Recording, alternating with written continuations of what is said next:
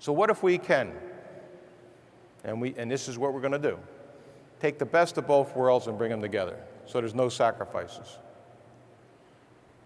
And then VMware takes its vSphere operating system to the next level and becomes a true cloud OS, like a true future data center OS, a true meta OS.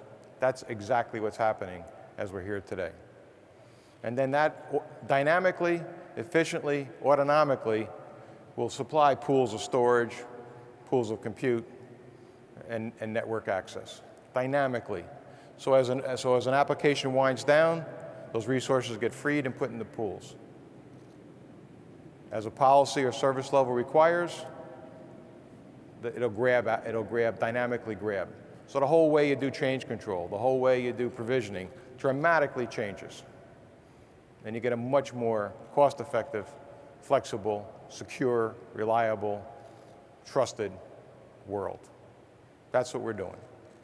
Now, I'm doing easy stuff because I'm strafing over this at about 10,000 feet. Don't miss Pat Gelsinger's keynote today at 2, because Pat is going to do a deep dive on this. And by the way, he's got a great kind of resume to do this, because previously to coming to EMC seven or so months ago, Pat was running the x86 business at Intel, so he knows a thing or two about this stack and technology.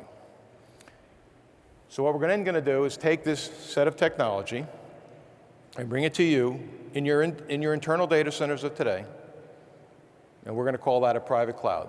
So let's say you hypothetically have 3 data centers. Those 3 data centers will be tied together, and I'll show you the how in a few minutes. And then that is your private cloud. And you have all of these attributes.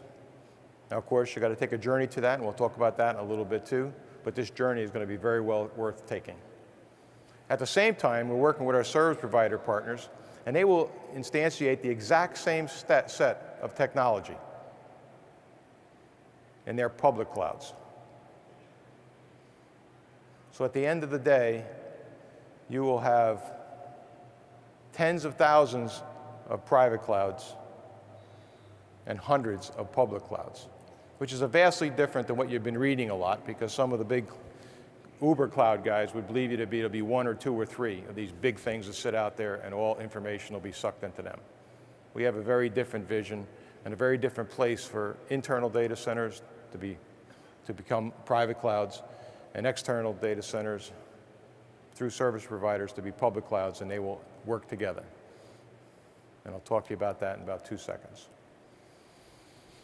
Obviously, we have to do a lot of work on the information layer, because dynamicism and moving workloads is actually a pretty small piece of information that you're moving in terms of bytes. But that workload could use terabytes and terabytes of an information base. And because of speed of light and a lot of other issues that we have to work through, you have to do a lot of pre-thinking and pre-moving of that information base, and then using those different use cases for business continuity, backup, and other advantages for you. And we'll talk about that in this conference.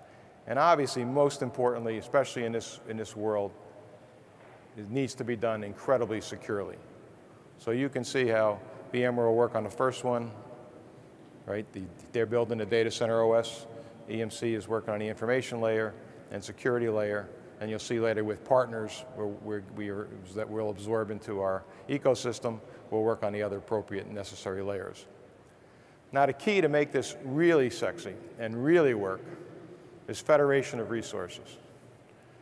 So you want to move your resources, and you want these data centers, say you have, again, back to my example, you have 3 data centers in your private cloud. Those of you that's smaller would have 1, and your second data center will be a public cloud. Some of you will have data centers where you'll be a public and private cloud. You'll service internal and external users.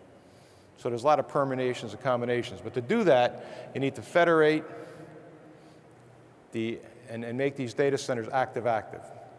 So the information has to be in both, and you have to be able to dynamically control and move with really new kinds of management tools these workloads between data center to data center with the same set of controls if you're running physically right there in your house.